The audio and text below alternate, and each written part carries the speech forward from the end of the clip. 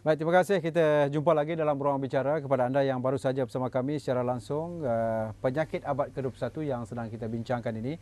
Kekal bersama saya Profesor Dr. Sheikh Putra Amir, Pengarah Urusan Jobless Millionaires International Sdn Bhd, juga Jek Tan, Pegawai Perhubungan Pemasaran Antarabangsanya. Dan telah banyak perkara yang dikongsi oleh Profesor, dan saya kira banyak persoalan lagi yang masih belum kita tanya. Saya kadang-kadang kita berfikir, Prof, dalam dunia ni, setahu Prof, negara-negara yang rakyatnya umur panjang, agak panjang, mungkin dia tak ada penyakit-penyakit yang begitu serius. Mungkin dalam pengetahuan Prof, kenapa? Okey. Dia ada 3 tempat dalam dunia yang umur dia melebihi 100 lebih. Yang pertama sekali di West Pakistan. West Pakistan, Dipanggil Hunza Valley. Hunza Valley. Satu. Yang kedua di France. Ya, ada salah satu tempat dia pakai macam di Hunza ni dia pakai apricot. Dia makan makanan dia tu apricot. Jadi sebenarnya saintis duduk sana 6 bulan kaji apa dia makan. Punya dia makan apricot, air dia ada cesium, dan dia makan sayur-sayur ini semua. Oleh kerana itu umur dia panjang. Sebenarnya vitamin B17 ni memang akan tambah umurnya panjang. Okey, satu. B17. B17. Vitamin B17 yang asli. Jadi ada juga yang tak asli, tak asli, banyak yang tak asli. Itu nanti kita kena tanya apa yang macam tak asli tu. Okey, satu. Yang keduanya dia panggil French paradox. French paradox ni dia minum red wine. Tapi macam kita orang Islam macam mana nak minum red wine. Tapi obat tu saya extract, saya ambil daripada grape yang red grape ni, extract dia. Ya, ubat tu nama Respistis, ada dengan saya. Oleh kerana dia minum red wine, jantung dia okey je, itu yang umur ni panjang sampai 100 lebih. Dan di Okinawa, di Jepun. Di Jepun dia makan satu benda ni, coral calcium. Dia panggil fossilized coral calcium. Semua ubat ni ada dengan saya. Fossilized coral calcium tu umur sampai 100 lebih masih boleh bekerja lagi lah. Tapi yang paling ketara ialah di Hunzakat, di West Pakistan. Dia umur dia 120 tahun masih menyangkul. Kalau perempuan dia umur 80 macam 35 saja. Itu kelebihan. Oleh kerana apricot yang sebenar. Apricot banyak. Dia banyak bangsa. Apricot ni ada 16 macam apricot. Jenis dia. Tapi kira nak yang besar. Dan banyak orang cakap makan apricot tak boleh. Pasal dia punya proses tu lain. Dia masih ada cyanide. Dia 7 macam proses. Kalau orang makan yang tak bukan yang disahkan ni, dia akan kena liver cancer, dia akan kena lung cancer. Tu kena hati-hati kat situ. Dia nak tahu original tak original macam mana, Prof? Apricot tu original. Tapi yang ada yang dibuat tak original juga? Bukan. Real apricot ni, kalau yang asli apricot kernel ni, lain daripada Australia, ada daripada China, ada daripada Uzbekistan. Tapi yang sebenarnya yang di research ni ialah di Hunza. Yang ini lock, stock and barrel pergi Mexico. Yang itu yang diproses dekat sini. Ini vitamin B17 yang sebenar. Ya, nak tahu, you boleh makan 7 biji je sekali makan. Ni apricot lain, you boleh makan sampai 30 biji, 40 biji macam kacang. Tak betul. Dia apricot tu you boleh makan 7 biji, you makan 7 biji, you kepala dah. Ni. Dia boleh 7 biji, tak boleh lebih. Sehari you boleh makan sampai 27 biji je, tak boleh lebih. Kalau lebih you akan pening kepala, tumbang. Itu sebenar apricot yang sebenarnya. Yang sebenar. Yes. Satu lagi sebelum saya kepada Jack. Saya ada terdengar, Prof, ini pengesahan Prof juga penting ni. Perempuan yang mengandung, yang walaupun sekalipun ada di peringkat stage 4 lah, dia takkan mati dalam keadaan dia ada kanser. Betul ke benda? Okey, insyaAllah ini soalan cepu mas. So, bila you ada kanser, dalam badan kita ni, pankreas ni, dia keluarkan satu enzim. Mana trypsin. Jadi oleh kerana ibunya ni, trypsin ni, dia keluar berperang kanser sel, dia kalah. Tapi bila ibu ni mengandung, anak dalam kandungan tu, bila cukup 56 hari, pankreas dia dah lengkap dah. Maknanya pankreas anak ni dah lengkap, dia dah mula pump trypsin. So di sini ada 2 gudang yang pump trypsin, dia terlalu kuat, dia akan memakan je kanser sel ni. Dia tak akan mati masa dia mengandung. Dia akan mati setelah dia bersalin saja. Itu. Itu sebabnya. Rumusannya, pankreas tu kena jaga. Okey, macam kita orang lelaki. Kalau nak makan ubat ni susah. Paling senang makan nanas saja.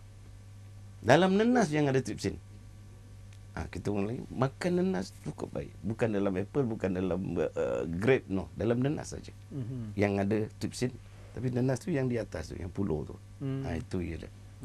Baik, Jack, macam mana sambutan masyarakat ramai terhadap apa yang dilakukan oleh Prof? Mungkin selaku pegawai pemasaran, nampak perkara-perkara ini semakin mendapat sambutan atau macam mana yang pendekatan yang digunakan untuk mendekati orang ramai?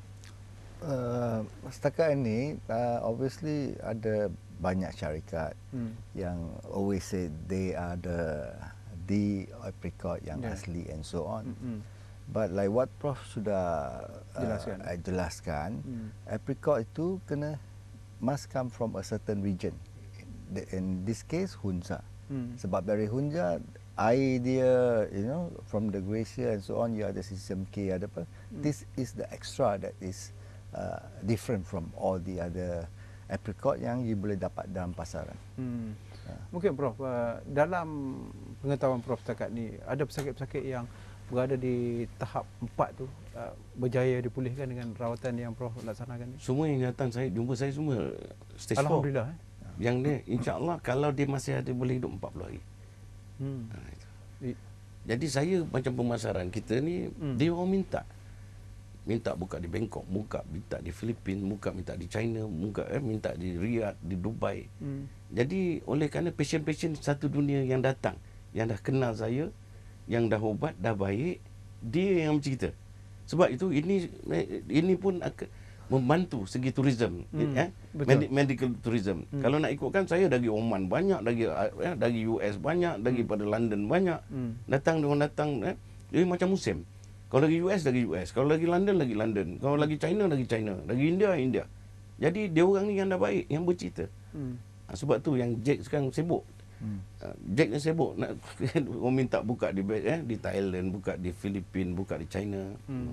Tapi satu perkara yang jelas, bukan saya minta nak kata yang alternatif lain tidak baik. Yes. Perbezaan ketara yang diamalkan oleh Jobless Millennial International ni dengan alternatif yang lain seperti yang ada di Malaysia. Apa perbezaan paling ketara? Mesti semua bagus.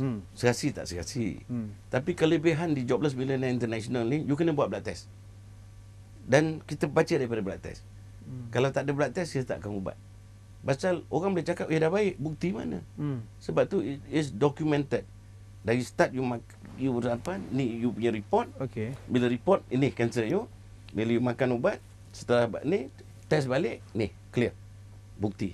And is documented. Itu je kelebihannya. Saya terdengar macam Datuk Sarimah, salah satu yang sukses dengan Prof. Mungkin Prof boleh berkongsi sikit pengalaman itu. Datuk Sarimah tu was 8 tahun dulu. Oh ya. Yes. Dia Datuk Sarimah kanser lidah, hidung, otak.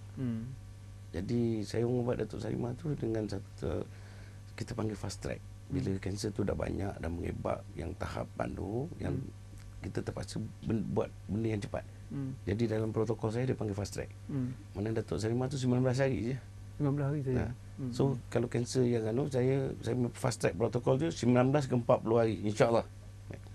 Saya cuma satu Prof, mungkin pandangan daripada Prof ni untuk kita kongsi yang disebut tentang cuci darah ni, apa efek tentang kita nak kesan dia sejauh mana?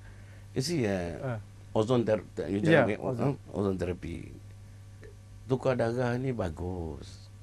Tapi kalau you cakap kanser, dia tukar ataupun dia cuci, Prof? Dia cuci, mana tukar darah lebih kurang. Lebih kurang, okey. Cuci. Sebenarnya kita nak tengok sebenarnya apa dia. Sebab tu kita nak tengok darah tu. You see, kalau you tengok darah, yang pertama you kena tengok hemoglobin. Okey. Kenapa darah turun? You sihat. Mana ada benda yang makan. Hematokrit, mana red blood cell, white blood cell, platelet. Kenapa darah you pekat? Macam kita cakap, I kontrol makan tapi darah pekat.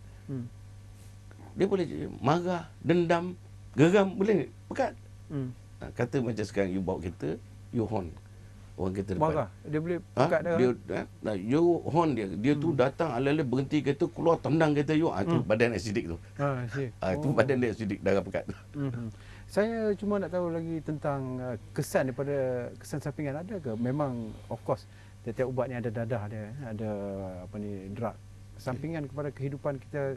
Ada yang sebut kata kalau pengambilan ubat yang biasa ni akan memberi kesan kepada buah pinggang dan sebagainya. Ini mungkin Prof boleh terangkan sikit.